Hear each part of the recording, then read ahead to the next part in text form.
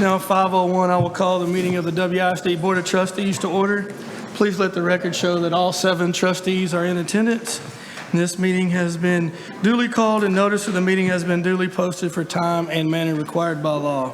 First item on our agenda will be our closed session, which we will enter in is now 5:01 according to Texas Government Code Section 551.001 et sec.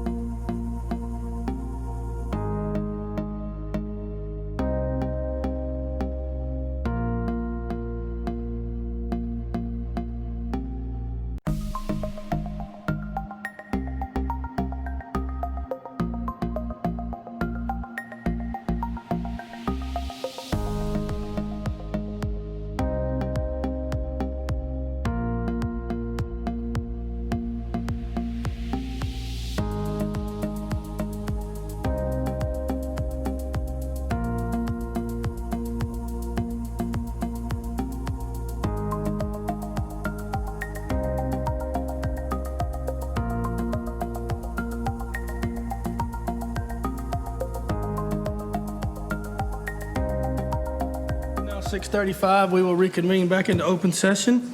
At this time, Mr. McCutcheon will lead us in our invocation, followed by Ms. Timmerman with our pledges. Okay, guys, let's pray. Lord, we thank you for this day. We thank you for the many blessings you've bestowed upon the district. Please be with us tonight. Help guide us in any decision that we make. Thank you for sending your son to die for our sins. We love you. All these things we pray. Amen. Amen.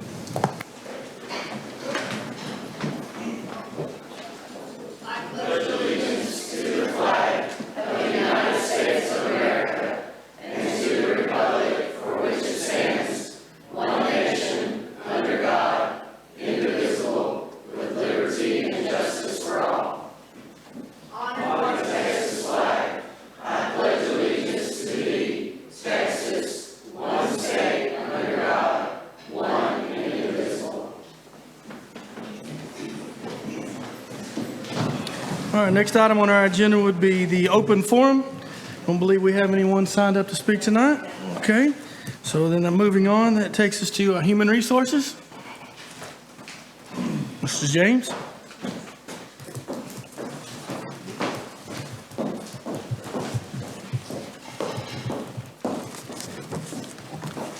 Good evening, Board. I would like to ask that you approve the personnel report as presented by the superintendent. Motion to approve the personnel report as presented in executive session. Second. Motion by Mr. Rogers, second by Mr. Schofield. Is there any other discussion? All in favor say aye. Aye. All opposed say nay. Motion carries 7-0. Thank you. Okay, thank you, ma'am. Next item on our agenda would be our board workshop, which under reports. I'm sorry, we are a board shop. I'm sorry, I skipped recognitions. Well, I'm gonna have a lot of people mad at me about that. Sorry about that. Okay, sorry, recognition, Ms. Bridges. Board Philip Morgan is going to come up and give our first recognition of the evening.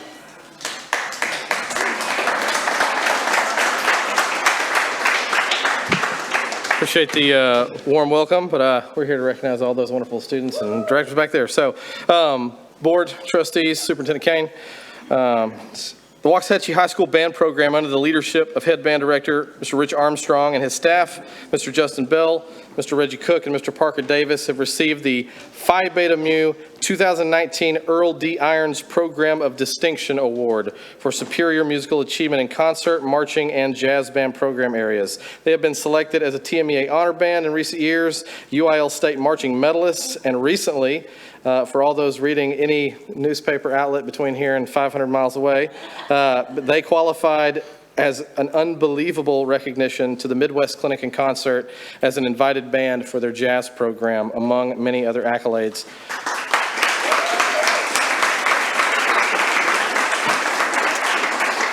The Spirit of Waxahachie Indian Band accumulated multiple finals placements in the fall 2019 marching contest, including third place at the HEB marching contest, third place at the Birdville Marching Festival, 8th place at BOA Bedford, a first division rating sweep, straight ones at UIL Region 20 marching, and the band closed out their season performance of marching with a third place finish at BOA Waco Regional and 4th place at the Duncanville Marching Invitational, concluding a brilliant run of their 2019 production of Panache. The Waxahachie High School Jazz Band Program received invitation to the nationally prestigious 73rd Annual Midwest Clinic International Band and Orchestra Conference in Chicago, Illinois. And individually, jazz band students secured 2 all-state jazz chairs, including first chair state piano and second chair trumpet, as well as 10 all-area chairs and 15 all-region jazz chairs. I know it's a long list of accolades, but man, they're awesome. Additionally, the high school team of directors, in collaboration, because it is important to recognize their wonderful feeder program, vertical instructors David Ingram, Laura Seal, Courtney Davis, Armando Vera, John Pickett, and Macy Lee, have worked to help qualify 6 area, 9 region chairs to the region orchestra, 18 area, and 71 region qualifying chairs to the Region 20 bands. At last count, the Waxahachie ISD band staff and feeder program had qualified 2 all-state, 34 all-area, and 94 all-region high school students in competition. But after this past weekend, they will now qualify 11 all-state band students in band, concert band, jazz band, and all their all-region qualifications. Many of the students will not be able to be here this evening, but at the same time, we would like to invite those who are able to be here and the directors to come up. And students, if you would, I'm going to go ahead and read your names. And as I call your name, I know some of your colleagues are not here, but if you would go ahead and come to the front, we're going to recognize our region students, then the students who made the climb up to the area level, and then we're going to recognize our TMEA All-State students tonight who will be downstairs signing the All-State board as well. So students who are region qualifiers, if you would, please come up. And I don't know if, is Nafemi here? It's highlighted, so I just want to double check. Okay, gotcha. Okay, Cade Andrews. What's that? The yellow highlight. Excuse me, I apologize. Articulation, my fault. Cade Andrews, come on up. And if you would, you can go ahead and applaud them as they come up. Liliana Armstrong.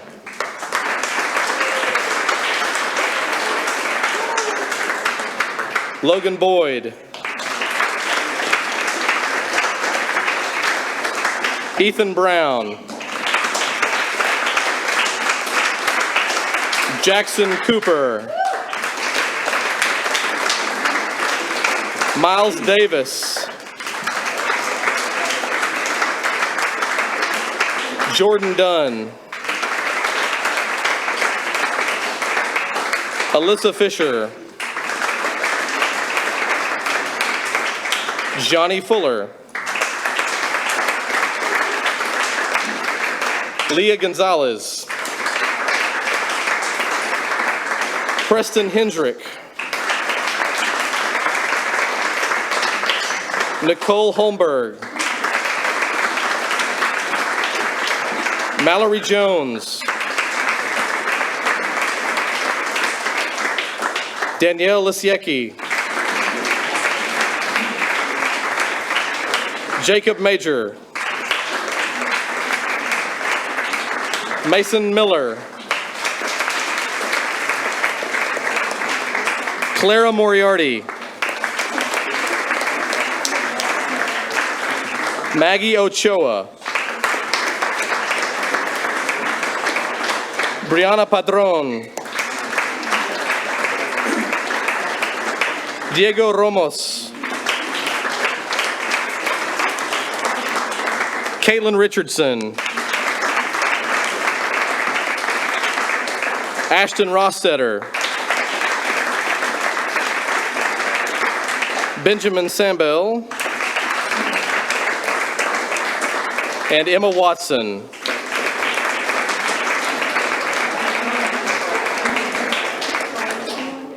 What's that? Richard, did I miss? Sorry, Richard, I apologize. Let me go back and make sure. Richard, or did I miss you, Richard? Richard, sorry. Richard, is it Olakode? Is that Olakode? Richard Olakode.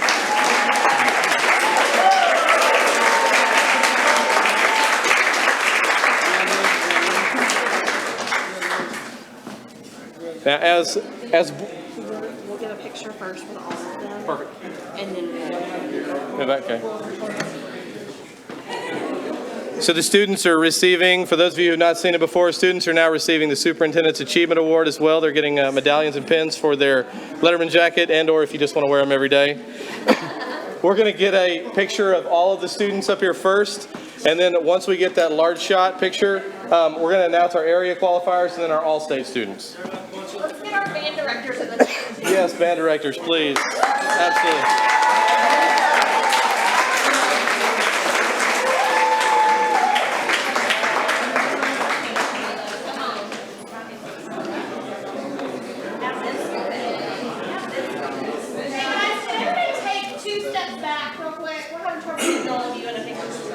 What a problem, what a problem. Can you front people swap it a little bit? Or find a space. There you go. Find a space. Find a window, there you go, find a window. Find a window.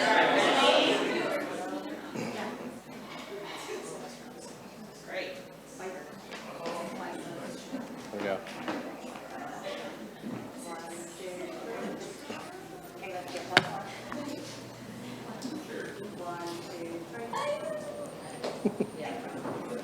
So before we call these up, I do want to make a quick thing too, because we do have parents in the house too, and I know I'll recognize you at the end, but I do want to say, because I will tend to forget this, the parents who are in the house really quickly, we will forget this at some point, so I want to go ahead and have you now, with all the region students, before we get to area state, if you're a parent of one of these students, or you've supported these students at one time, would you please stand and let us recognize you really quickly?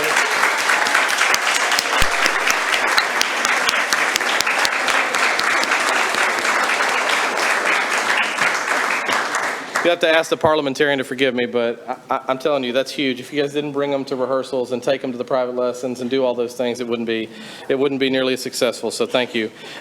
Students, if you qualified for area, I'm not going to read the name again, but if you qualified for the area, for those of you who don't know how the process goes, they start out at the region audition, and from the region audition, they actually basically cut and winnow the field down all the way to a specific select group at area. So it starts at region, goes to area, and then to all-state. So if you qualified from the region level to the area, would you take a step forward for us, please? Go ahead and come forward. Would you give these students a big round of applause for the area level contest?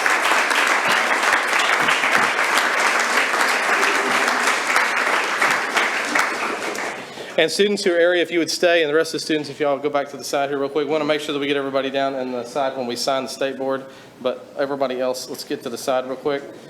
So students who qualified for the area contest, not only were in a very, very, very high-ranked percentage of the musicians within our very competitive area, which included most of the Dallas-Fort Worth Metroplex and some of Central Texas, but from these students' area, if you want to get a picture, do we want to get a picture area as well, or? Yeah, Okay, I'll get one from Joanne. Gotcha. Okay, gotcha. I thought so, but I wasn't sure.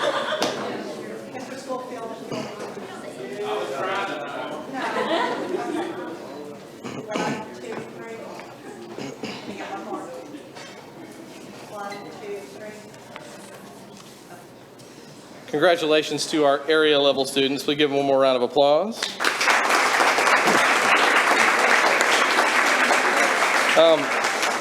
Now, if you made the All-State, if you qualified for All-State this weekend, would you stay with us? And everybody else come over here and join the rest of our band students. Kind of winning down the field just the same way.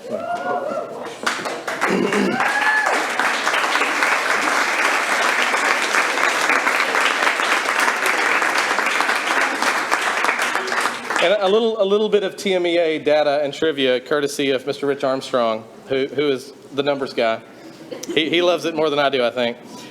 Of the 230 schools that entered and began the 5A, 6A competition to earn seats at the TMEA All-State for 5A, 6A, the Waxahachie High School Band Program has tied for third place overall state in terms of qualifications with 11 All-State students. Only 2 schools topped us. One had 13 All-Staters and one had 26 All-Staters, which is amazing, and we're certainly respectful to that, but the fact that we are tied for third with 2 other schools with 11 speaks to the outstanding merit of both our instructors and our students and all of the staff that work to make them what they are today. These are your TMEA All-Staters for 2020, and I don't think all of them are with us because some are in the musical. But among our All-State students that are with us today, Miss Liliana Armstrong.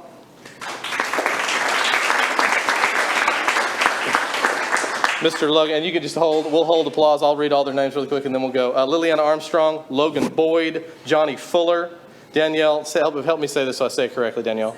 Is it Lasecki? Okay, I tried to add the extra I, sorry. Danielle Lasecki, Mason Miller, Richard Ullacode. Is that right? You got it right? Okay, good deal. Ullacode.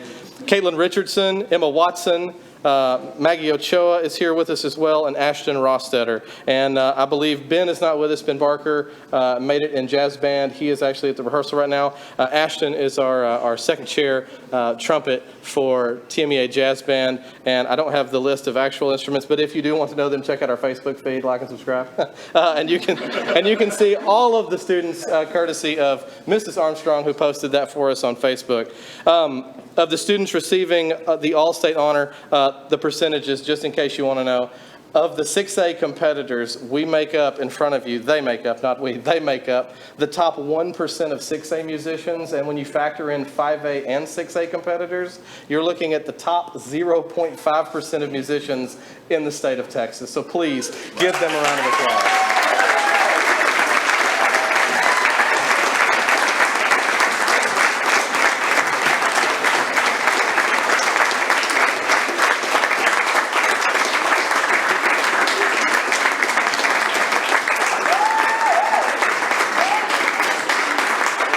And a number of these students, if you somehow have not been living in Waxahachie, Texas in the last 6 months, and you haven't had a chance to listen to these young musicians play, I have great news. The Region Clinic and Concert for Region 20 is January, it's this Friday, 17th, there we go. And the actual concert is Friday, is that correct? Yeah, 17th.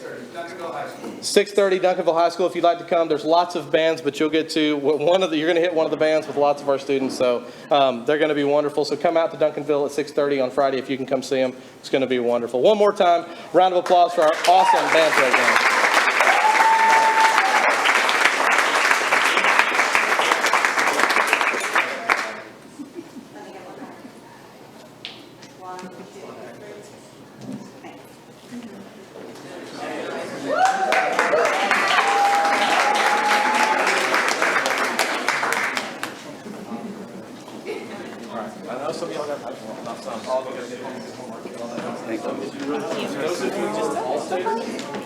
Thanks for waiting.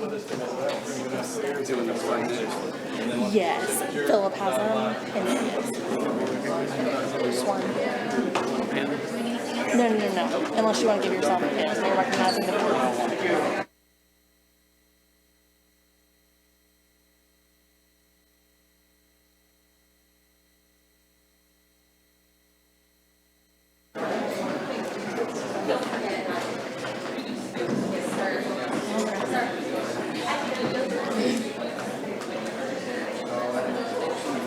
All right. For this evening, we have one more recognition. We would like to recognize you, the Board of Trustees, for the countless hours you invest in ensuring our district students and staff are well taken care of. We are so grateful for your commitment to public education, and especially public education here in Waxahachie. And I'm going to invite Mayor David Hill to come up and say a few words.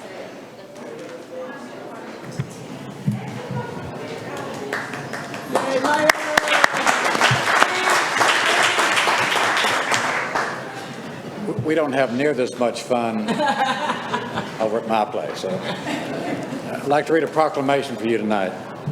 It says, whereas the mission of the public school is to meet the diverse educational needs of all children and to empower them to become competent, productive contributors to a democratic society and ever-changing world. And whereas the local school board member are committed to children and believe that all children can be successful learners and that the best education is tailored to the individual needs of the child.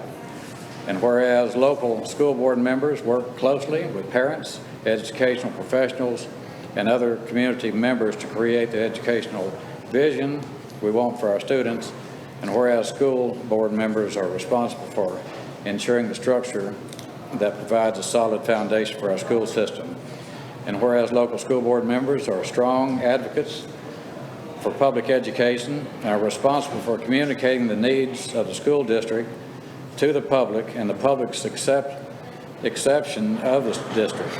Now therefore, I, David Hill, Mayor of the City of Waxahachie, along with the entire City Council, do hereby declare my appreciation to the members of the Waxahachie ISD School Board and proclaim the month of January 2020 as School Board Recognition Month, and urge all citizens to join me in recognizing the dedication and the hard work of the local school board members and in working with them to mold the education system that meets the needs of both today's and tomorrow's children. Thank you very much.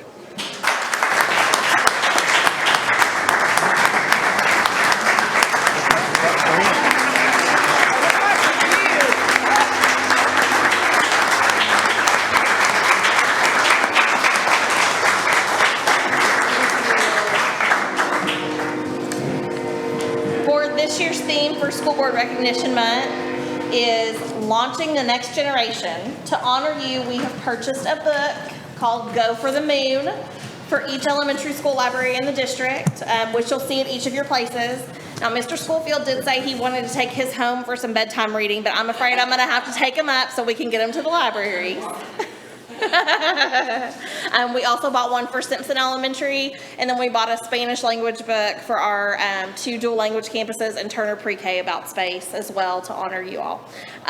Thank you so much for everything that you do. You are very much appreciated. Thank you. Thank you. Can I just say something about this one poster? This poster that looks like the old high school, oh, I'm sorry. This poster that looks like the old high school, this is the old high school, it's now Wellman. But do you see what they tried to make the bricks? Those are the fingerprints, one fingerprint of every child at Wellman. And it is just as cute as it can be. Of course, you can imagine their art teacher, how long they must have worked on that.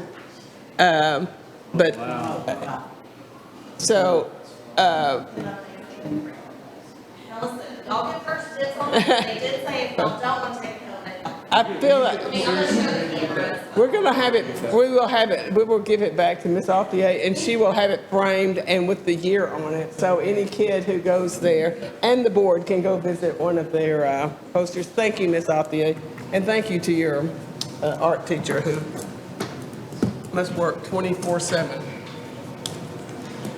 Thank you very much, Ms. Bridges.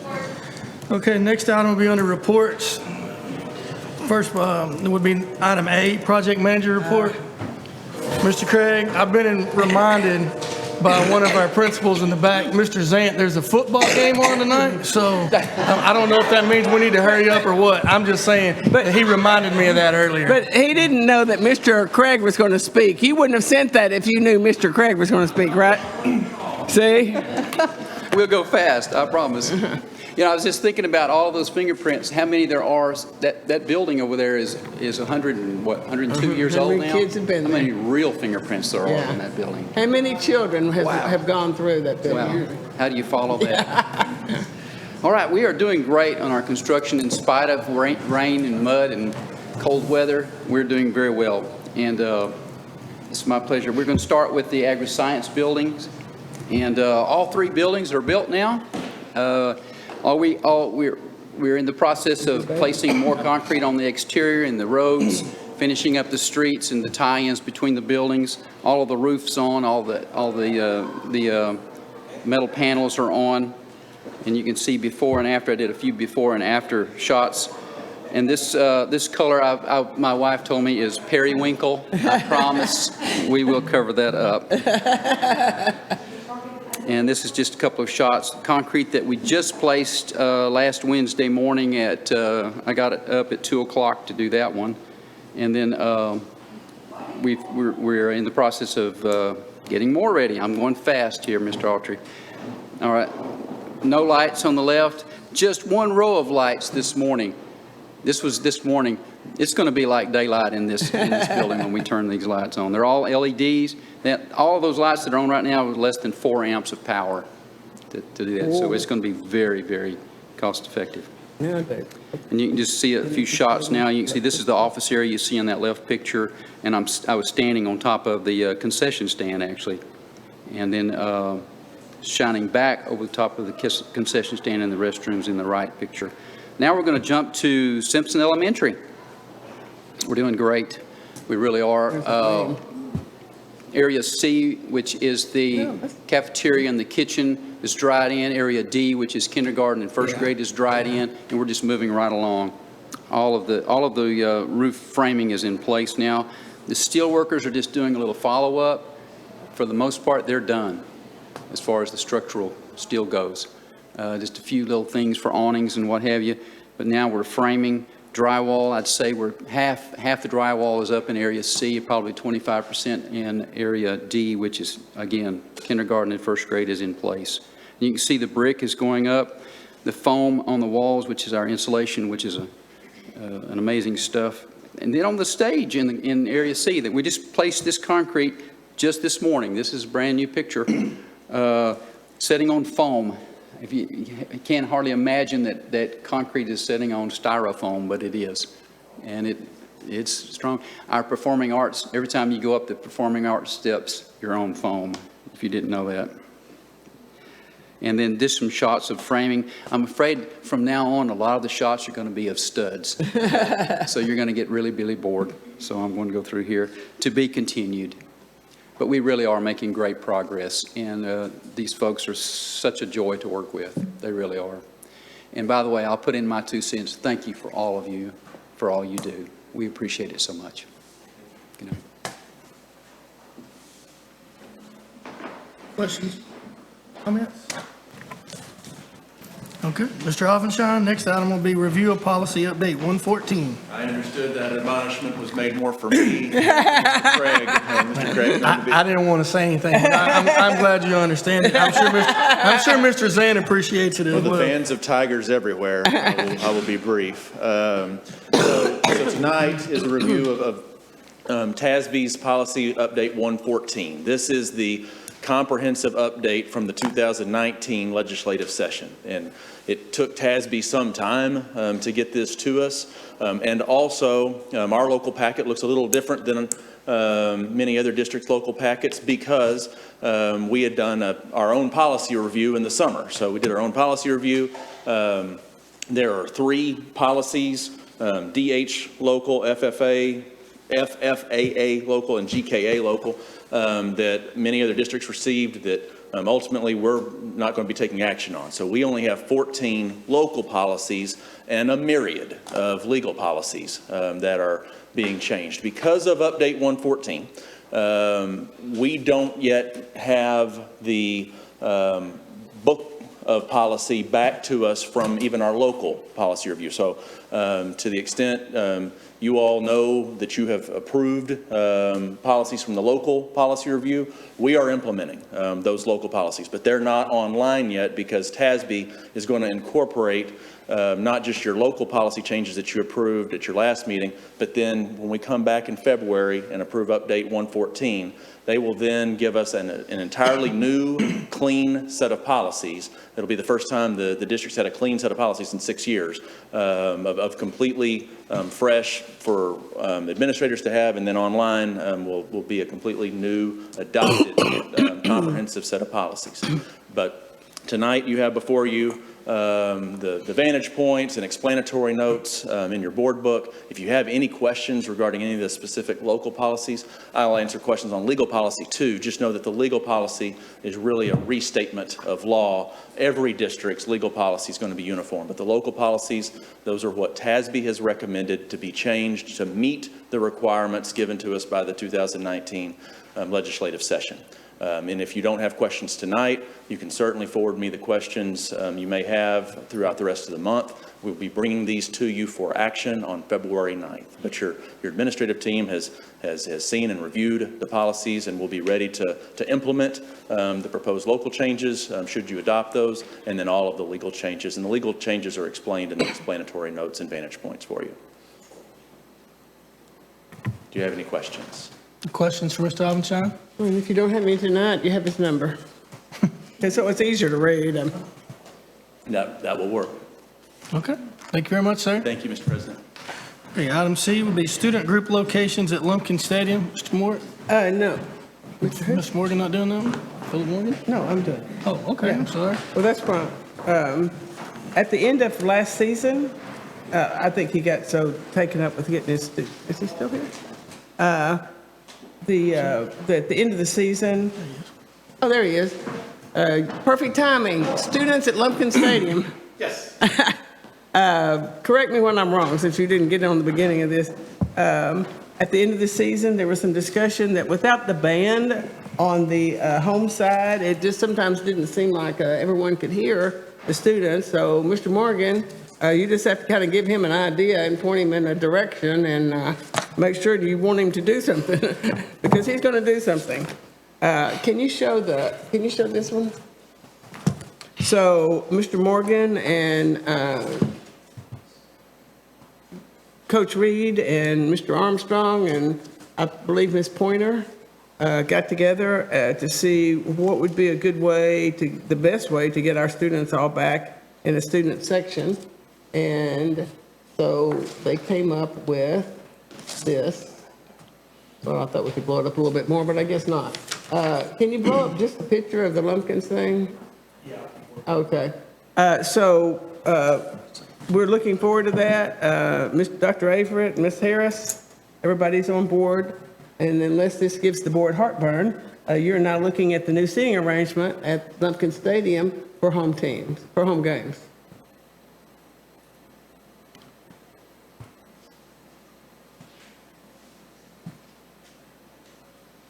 So before you buy your tickets next year, you might want to look at it. If you're really into the band being a part of it, well, you're going to have your wish come true.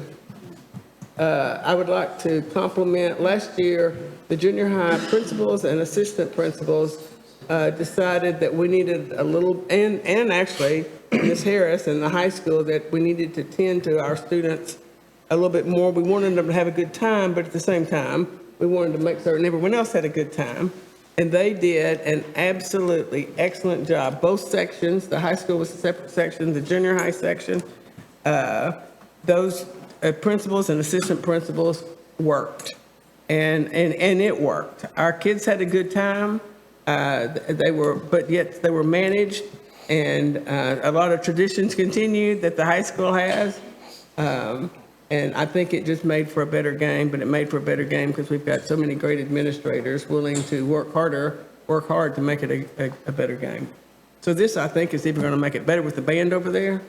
I mean, the Charmers and the band and everybody fine with this arrangement? Yes. Yes, sir.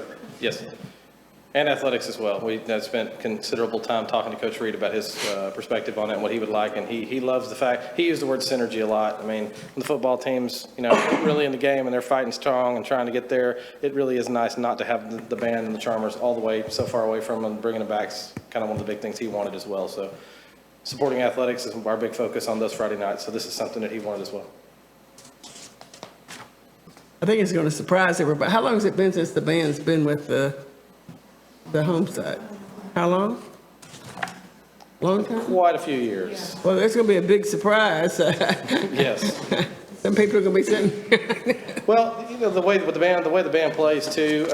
Right now they're aimed at the audience from kind of an odd angle on the north side of the stadium. So now they'll actually be playing onto the field, which one will be a significant advantage for us, especially when we're on defense. But also because they won't be playing right at the bleachers, they'll be playing out, so it won't be so much of a sound issue or anything. As nothing else, they'll be able to hear them a lot cleaner. Plus, it solves a lot of logistics issues for the band and the Charmers as far as getting in and out of the stadium where they come in. It helps us a lot. So. And it fills up our stands nicely. Yes, ma'am. And we will use where the band is now for spillover on those games.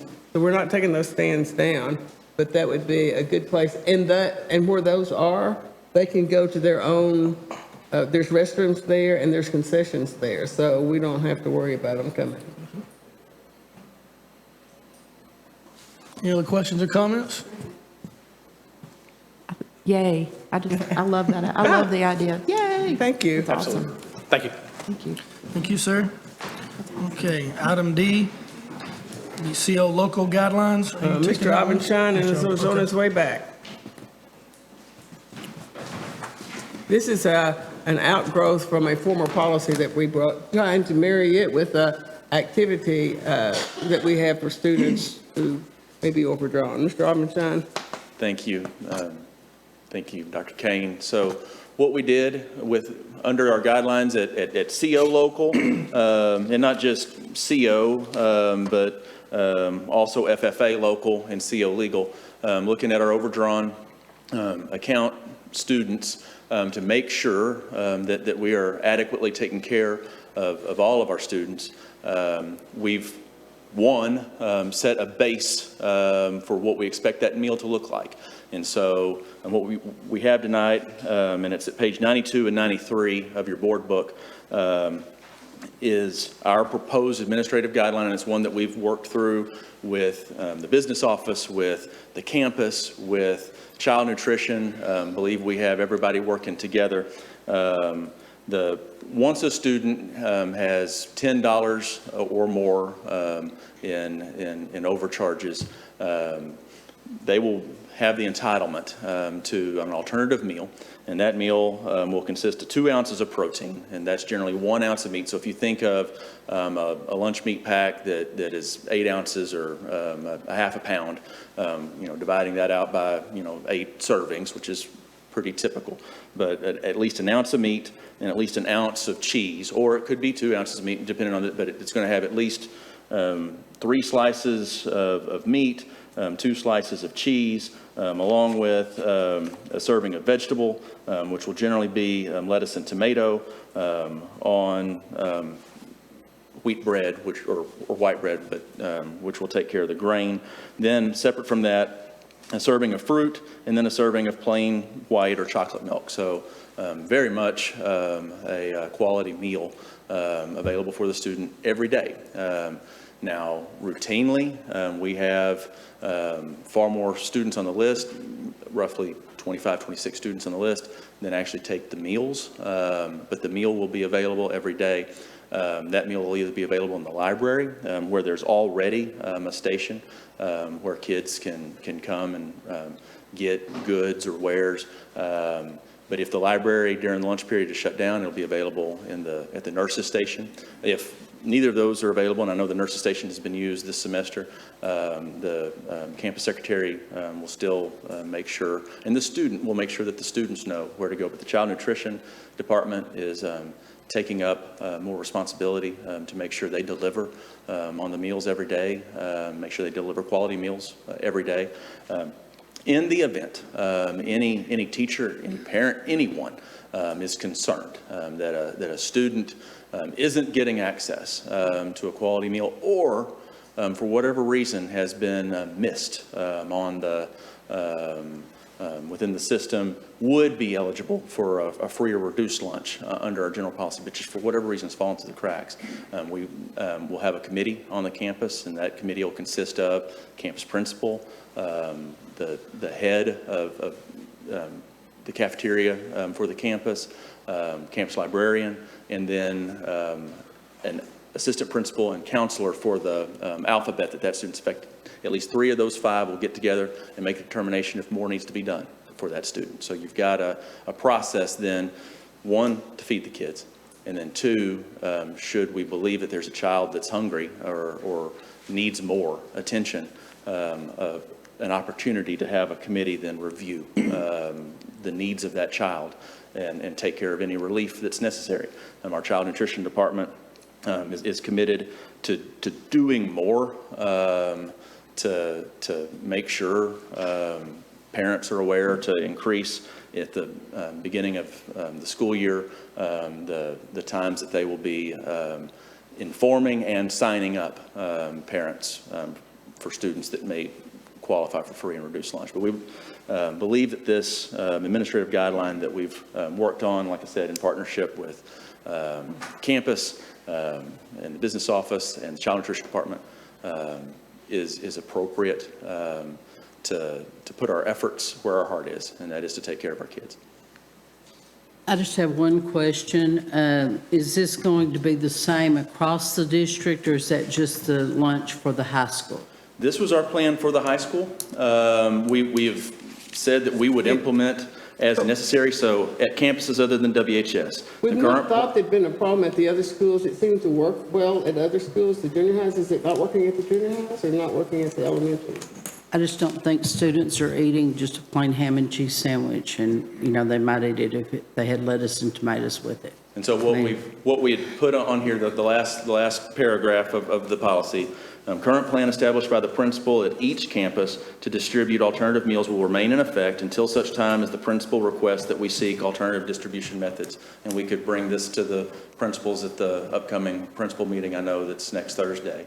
But we would be willing to implement this with the child nutrition department at any campus necessary. So we'll put it on the 23rd agenda, that's the principal's agenda, and say, if you think there's an issue or we need to do this, or you think Here's students the are model not that the giving. high school's following. I mean, it's just, if it's a certain amount that we're spending per student, then it would make sense to me that the lettuce and tomatoes. I think we misunderstood your question. I think The we meal misunderstood. going Yeah, into effect is going to be the No matter where it meal. is or what process, the meal going forward is. Okay, that's one of what the I two wanted to meals, know. always the lettuce and tomato, always 2 ounces, maybe Right. cheese and meat or. Right, I meat. understand. Yeah. Okay, thank Okay. you. That's what I was But I asking. still think we should, yes, we still take that to them and make Thank you, certain for Mrs. that. Any other questions for Mr. Robinson?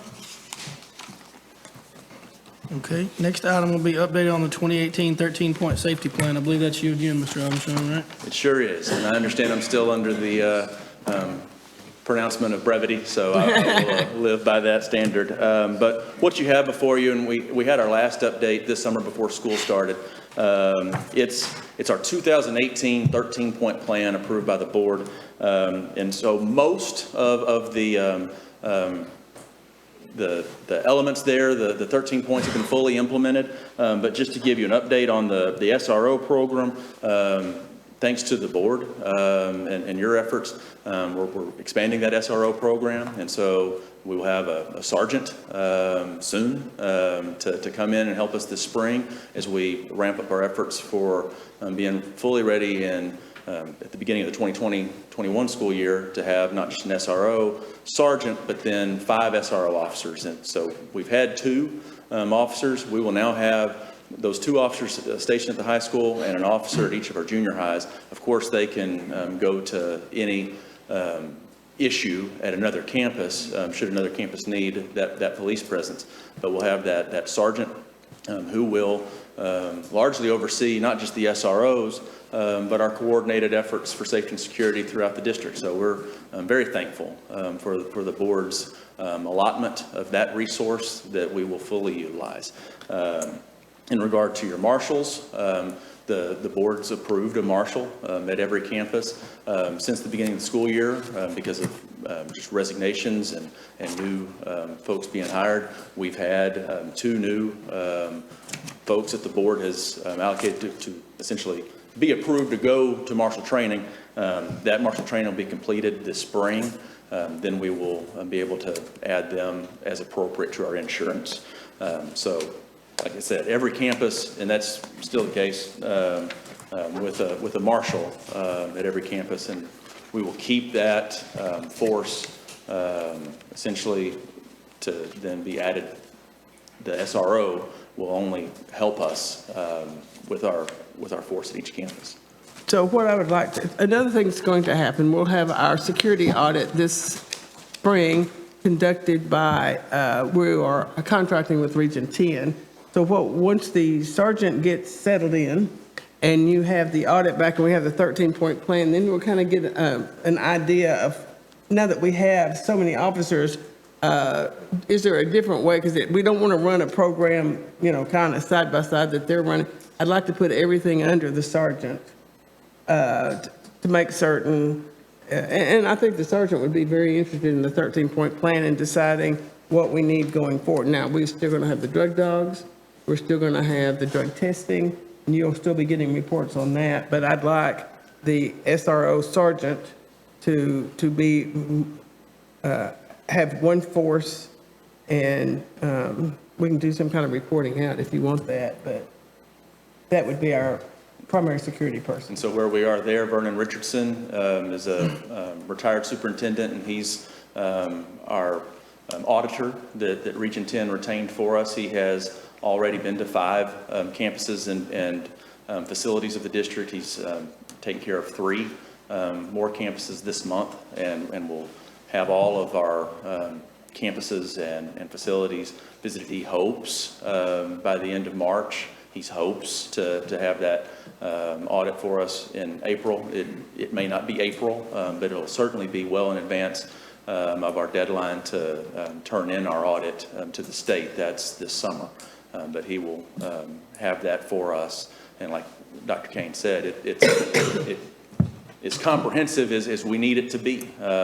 Again, working with our new SRO sergeant for everything that the district needs to make sure we're taking care of best practices and using our resources appropriately. And our sergeant will begin right after spring break.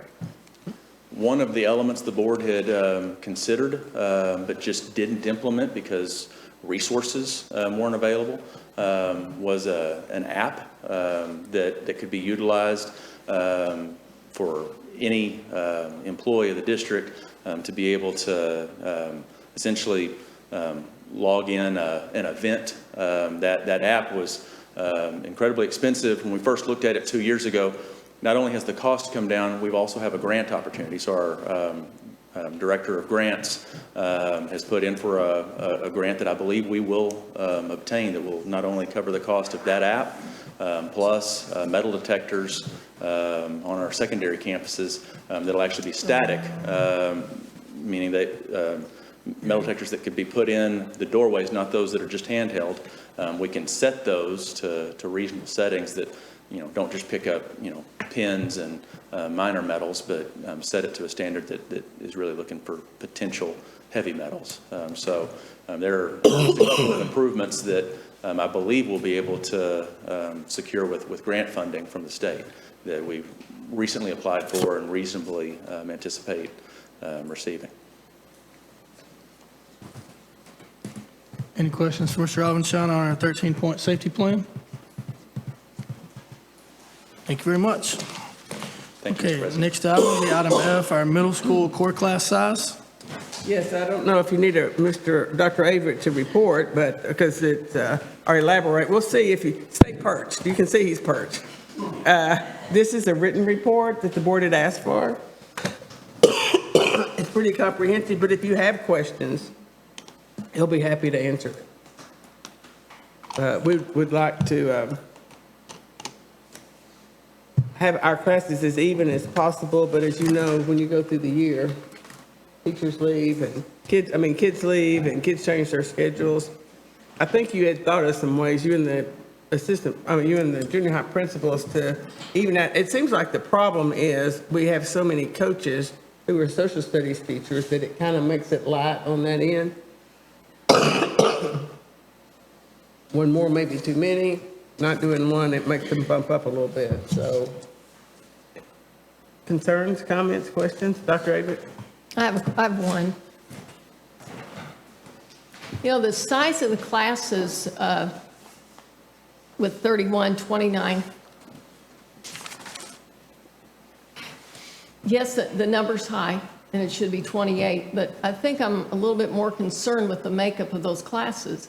Even if you have a class of 28, if you have a lot of special ed students, a lot of discipline problems, a lot of, people that need all these different kind of accommodations. So what is done about that? So what I can tell from when I look at the class size reports, I can tell which classes are maybe inclusion classes, which ones aren't. And so you can see the number of inclusion students, and I'm saying it varies. It could be, be a couple to 6, 7 maybe in a class. But you have to be careful. You can't let that number get too big, or you don't have an inclusion class anymore. You have a resource class. Right. You have to be mindful of that. That happens on the scheduling side of things. And one of the things that we're doing this spring with Cardonics is looking at scheduling those types of needs first.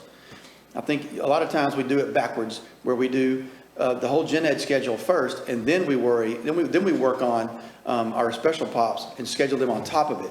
Versus the other way is you do your special pops first, and then you bring in your gen ed on top of that. So that way you don't get those classes that are overwhelmed with a lot of kids that have needs, and makes it really tough on the teachers when you do it that way. So that's something that we really want to pay a lot of attention to this spring as we go into scheduling. And when I can see this, when I look at the reports today, it looks like we were mindful of that, from what I can tell. Well, sometimes, okay, if we get over 28 and we hire another teacher, we have to change so many kids' schedules that you've got to weigh, is it worth moving all these might to a new teacher, which they might not just get a new social studies teacher, that may throw them into a whole new schedule. So it's balancing that. At what point in time is it worth that to lower that one class or that 2 classes? So I think Cardonics will help at the beginning.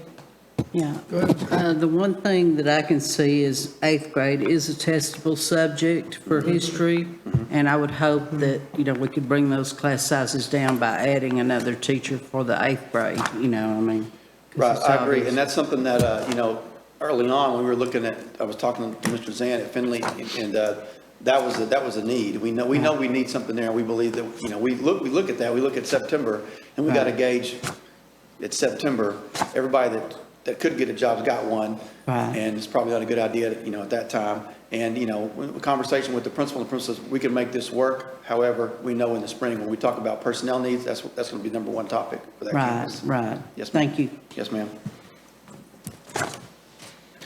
Any other questions for Dr. Everett? Thank you very much, sir. Thank you. Okay, item G, self-contained versus departmentalization in elementary schools. Yes, sir. President Autry, there were some questions that some teachers had brought up about teaming and departmentalized. So we do have rules and how we lay that out. The reason that, because there was a question, why can't we have teachers in fifth grade have 3 departmentalized and let them teach the subject that they prefer? And that is because we have set, now I don't know that the board set this, I think the district just set that we would have 120 minutes of ELAR in elementary. That third grade reading was the number one concern we had, that everything would be about reading. And with the 120 minute requirement, that means you can really only have 2 fifth grade teachers departmentalized, or pretty soon your math person will be teaching reading to get the 120 minutes in. So that's why it's teaming with 2 teachers. Well, we put the pros and cons. Dr. Kane, when was that changed? Because I always thought that the required amount of minutes was 90. It is, that's what the state requires. Because the concerns over the district, that is a district requirement. I mean, that is, say administrative requirement in trying to get the minutes. It's a minimum, not minimum of 90 minutes, but the district can always go above that. And so I don't know that I made that choice, but I have this year and last year because I think it's a good idea. I don't know how that started, but whoever started it, I think that was until our reading, we have the confidence in reading in the elementary school that all of our kids are good, solid readers by third grade. It's spending that extra time in ELAR. But, I mean, if there's not, the board's not supportive of that. Well, I'm just trying to think of 10-year-olds sitting in a class for 2 hours doing ELAR. I worked under the 90 minutes for years, and it worked. I just wondered when it changed. Well, no, I don't have, do you remember when we went to the? We had 120 as our recommendation for as long as I can remember. It has 90 as minimum, and 120 is our recommendation. One of the big concerns, fourth grade, you have 2 tested areas. You have reading and writing at fourth grade. And to turn all that into 90 minutes when we're building foundational skills is really difficult. At fifth grade, the focus tends to be all on reading because it's an SSI reading tested grade. It is so important that we get to the 120 and incorporate writing into that because we need to better support writing for our 7th grade writing teachers. Because if we teach writing at 4th and then we don't touch it again until 7th, we're not supporting our 7th grade writing teachers. And so we really need 120 minutes. We need to maximize. We're not there everywhere yet, and that's what Dr. Holtmel will be working on, is to get us to the 120, do the training that our teachers need to feel comfortable incorporating reading and writing and teaching it all together, whether it's tested that year or not. So it will take 120 minutes to get that incorporated, those 2 content areas. Our writing isn't anywhere close to where it needs to be. And a lot of, is that time, you know how timely it is to create a writing project as opposed to a math paper. So, but maybe we're off base on. I don't know, I just know in my work around this area with SAGU, the schools I go into with my student teachers, they're doing 90 minutes with three-way teaming, and But all the board has to say is, we want 90 minutes of reading and not 120. This is I'm not going to make that, it's just my personal opinion, but I just wondered where the 120 came from. Because we're not where we need to be with reading and writing. We'd love to have a point that we can go back to 90 minutes because, man, we are on point with reading and on writing, and that would give us the opportunity to spend some more time in some other subject areas. I think in the elementary schools, we don't teach social studies as much as we should, and we try to teach it across the content area, also do reading. but it's, our writing scores and our reading scores are not where they need to be to support every grade level above third grade. We're going to be looking at doing more reading and writing K1 and 2 and to do some kind of assessment to make certain we're not killing our third grade teachers by when the students get to third grade, they're not where they need to be third grade first day ready. So that would be making certain at the end of second grade, they know certain things with reading and writing that would be age appropriate. And then back down to first grade and kindergarten.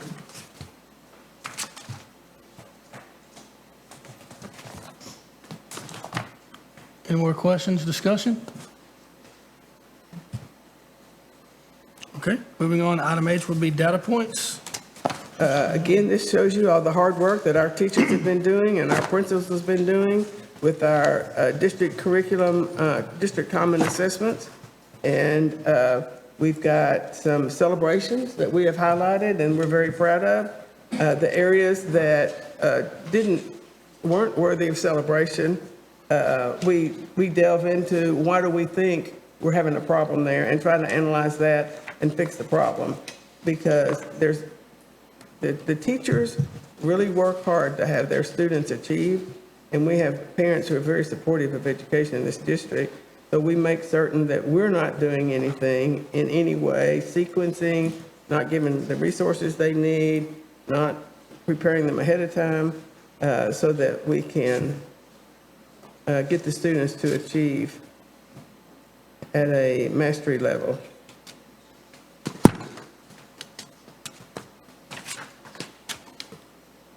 I have a question. Go ahead.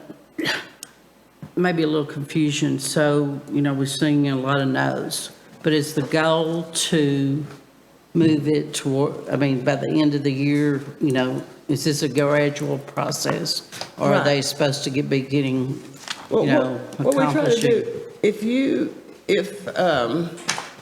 I hate to use dinosaurs because dinosaurs aren't on the test, but let's say there was a unit on dinosaurs. Right. Okay? You want to make certain that if dinosaurs is tested at the first of the year, Right. that we're teaching dinosaurs.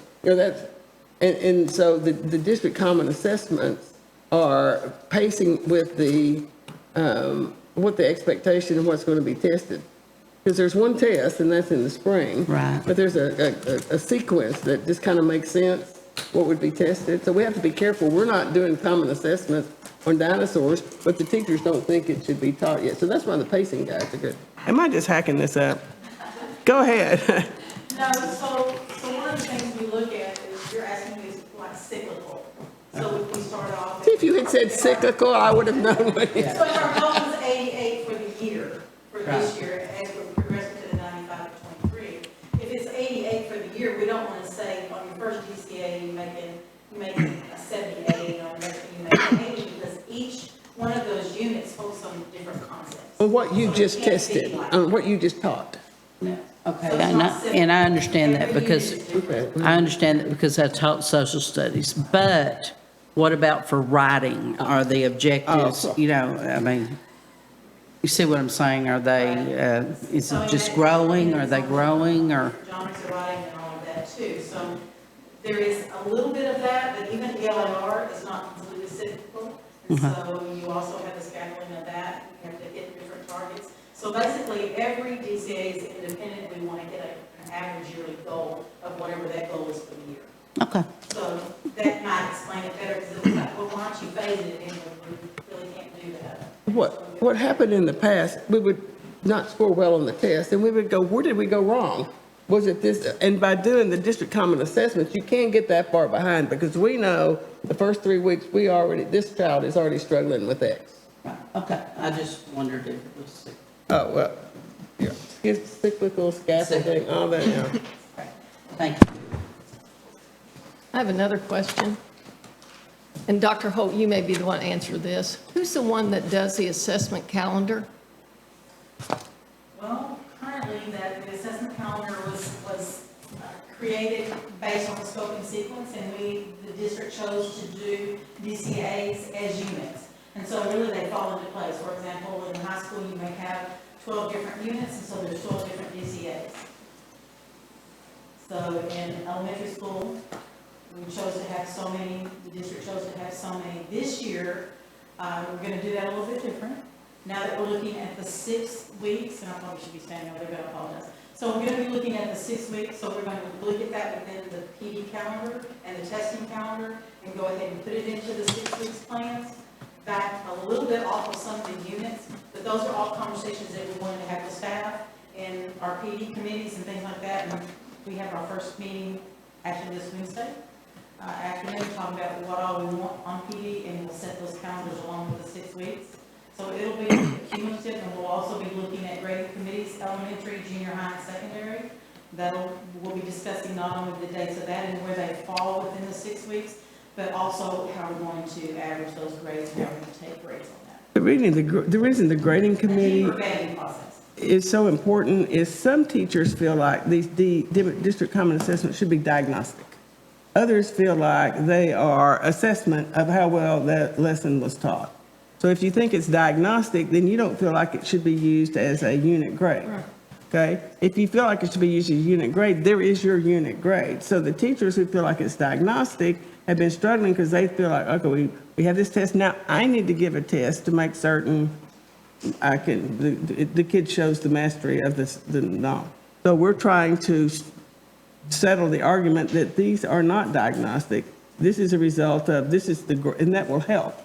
You get to use this test for a grade, and also it will raise the student's level of concern that it's not just a diagnostic. You need to be serious about this. This is your grade, or one of your grades. I think if the dates could be looked at a little bit closer, for example, there were DCAs the week we got out for Christmas. And kids aren't in a testing mode then, in my opinion.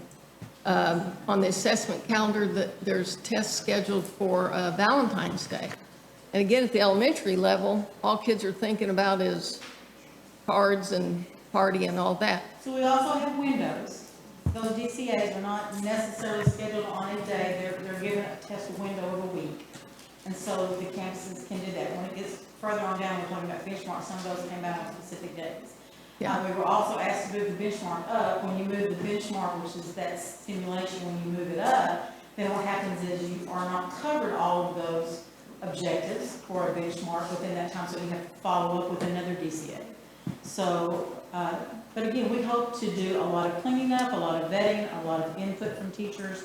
With the changes from the 9 weeks to the 6 weeks, I think we can come up with a better structure, and we can improve that structure, along with maybe improve the assessment. There's concerns about writing. We hope to have maybe some new processes in place to have more teachers part of that writing process. So we're looking at all of those things and appreciate any input that the teachers are giving us as well. Just one other comment. I was just looking at the district assessment thing today. April. We start out with STAR, and then we've got simulations, and we've got DCAs all in a row. There's, out of the 21 instructional days, there's 11 that are being tested. And maybe I don't know enough, but I'm wondering why we need simulations and DCAs all right after each other. And STAR, simulation, DCA. And that goes back to the simulation or the benchmark, whatever, we use different language for that. Where they're placed at in the scope and sequence tells what we can actually look at and average on the assessment. If we put them early, then we have to come back and still say where are we on the other pieces of the other standards that weren't allowed to be in that because we moved the simulation up. I don't know if that makes complete sense, but in order to be able to see where we are on all things. So it's not just about the assessment itself, it's also about student intervention and how they're doing on those standards and how we're intervening, because we use that as our intervention tool too. And so it's a big piece of RTI and how we identify students to remediate those standards that they're missing. It's also a lot of lost instruction time. Well, we try not to make it that way. And again, we're going to refine it by the 6 weeks. I think going to the 6 weeks actually is a better plan all the way around. And if we place it and we also look at the window a little bit broader and place maybe 2 in 1 week and 2 in the next week, it's not 4 in 1 week. And that's been one of the concerns as well. So I think we can clean all that up. But it's gonna take some time and a lot of feedback from staff and working together. And we're open to doing that and making it a better plan across the board. Okay, thank you. Any other questions or comments on data points? Okay, moving on to item I, traffic issues at WHS. And then Mr. Rogers, you asked to have this put on. Yeah, I was going to begin by saying my objective was just to start the conversation, but I think the conversations, from talking to Ms. Harris, I think she's been trying different remedies out at the high school, and it's really no indictment on anyone. I think that high school, we all know, is a tremendous facility, and I felt the wrath Wednesday of the traffic out there, and I know that was a perfect storm. It's just like the first day of school all over again. But without spending too much time on this, I just want to offer my help. I don't know if we can form maybe a group that can put our heads together, and maybe I see two problem areas. One is getting out after drop-off, getting out back onto the service road. And this is all in response to parents reaching out to me. And, you know, nobody's really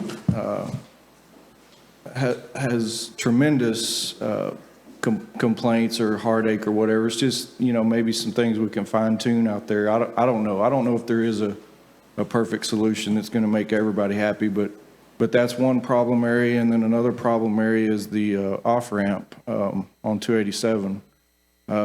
I don't scare easily because we're out on the highway a lot, but I was scared the other day when Dr. Averitt and I were behind each other, and my vehicle physically shook when an 18-wheeler would go by and kids cutting across the median, and just was not a good situation. So I just want to offer my help.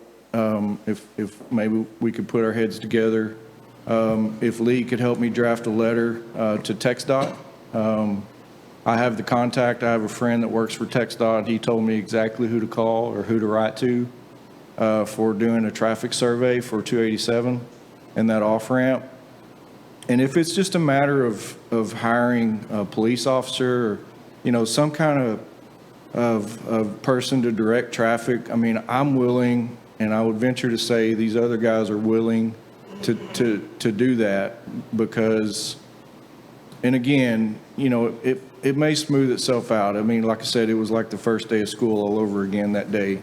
But I want to say I wanted to start the conversation, but I think it's already been started. I just want to help, offer some help if anybody wants to form a group or maybe put our heads together on those couple of things. Well, if my memory serves me, don't we have a standing offer to any police officer who will work traffic? Because you can't just let anyone work traffic. And I've talked to Eric Kyle today about that, and we have not had takers. The offer's always on the table. And I told them to go back to WPD just because, well, one, we're about to have our new sergeant, so we have a better relationship. Two, you never know when shift changes occur, and so it could have been one cycle of shift change that was taking that occasional morning duty, but you need to rekindle that request and then say, and if not, WPD, Sheriff's Office, you name it. I mean, other agencies, folks. You got Sheriff's Department. I'm sure there's a constable's office. What credential do you need? Is it licensed peace officer, period, or? That's who can enforce traffic laws on the highway. Like our security can't enforce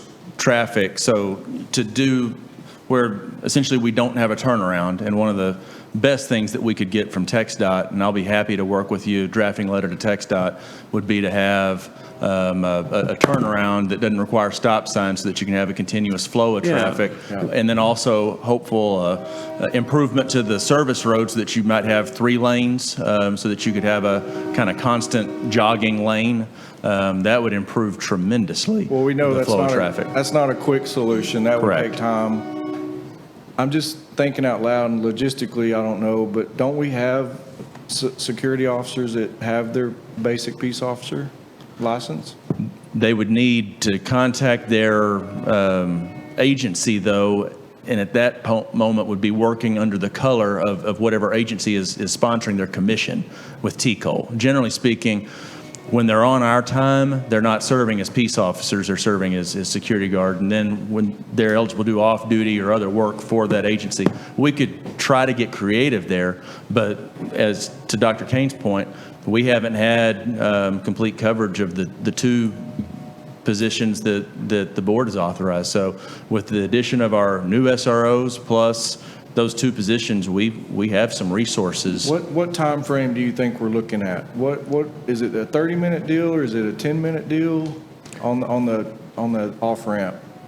In other words, how long will we have to put somebody out there? Because we're not going to get a sheriff's deputy or a cop to come out for 30 minutes. That's not going to. When we've been approving them for shifts, we've been giving them 4 hours, meaning they work there at the high school for a couple of hours. They'll do the hour of traffic. They'll come in and check on the high school, and then they will go to other campuses as we might have security guards that aren't present. But we've been approving and guaranteeing 4 hours of work. So if you did pull one of our additional SROs out to work that detail, how long would that displace them from whatever else there's?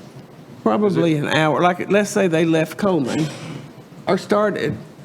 Well, anyway, it wouldn't have to be 4 hours. They would leave at junior high. Up to an hour for just the traffic detail. Okay. All right, well, here again, if we could maybe put our heads together and help Mrs. Harris. I know she's got a full plate. This is no indictment on anyone. It's just, I want to try to help. Did the city say we could, remember when we had the joint meeting and this came up? Would it, because we had 2 SROs then. Are they saying it's okay, they are so busy at the high school, they don't want to do, because wouldn't we have had the authority to say, go do traffic? It would involve, if you take our 2 SROs, it would involve necessary overtime. And that's, I mean, we compensate for the hours. How would that involve, what time do they come to work? Okay, what time do you, 8 to 4? But so why couldn't they work 7 to 3 and the other one work 8 to 4 or 8:30 to 4:30 or 9 to, I mean, would that work? I don't know what their contract is, but that's fine with me.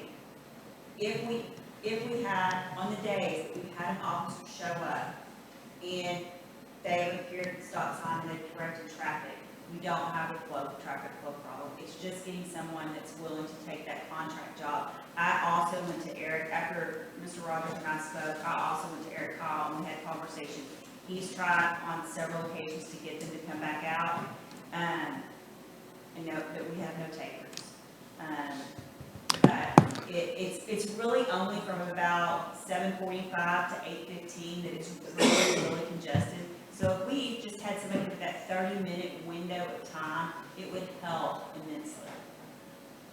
It sounds to me like the 7:30 to, and one officer may say, I will be happy to work 7:30 to 3:30, you know, and the high school probably literally has the better coverage with security people, because we still have the 6 people. So it's not like.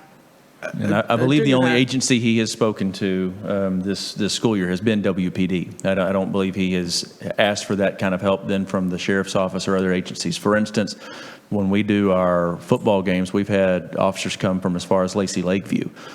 So we've had multiple agencies serve the district before. We just need to cast a net. I mean, because we can get 2 officers to serve that time. We just haven't had the coverage from WPD this year consistently of officers that want to take us up on that opportunity. But we will work. On it. Absolutely. On it. You got that down your honey-do list? Absolutely, and I'll work with you on the letter to TxDOT. I can give you another area concerning traffic. The road that goes around the high school, I don't know where people thought that was one way. I can't begin to tell you how many people I've liked to hit head on. I don't know if there's a way you can put signs up. Now, we controlled everything on our campus. Because, I mean, has anyone else ever experienced it? No? You know what I'm talking about, Ms. Harris? And we've asked for signage to be made. From the district? I have talked to Eric Kyle and I've talked to Jacob Perry about ordering signage this week. Yes, we will be having signage. Okay.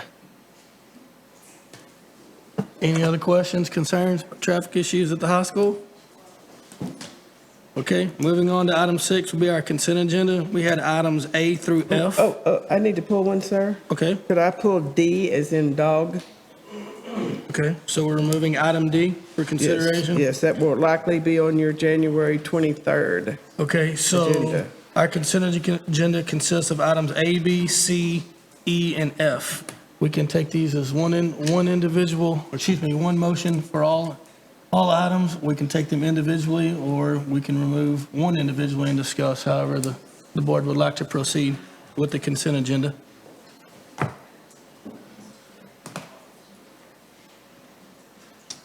I'll entertain a motion about the consent agenda.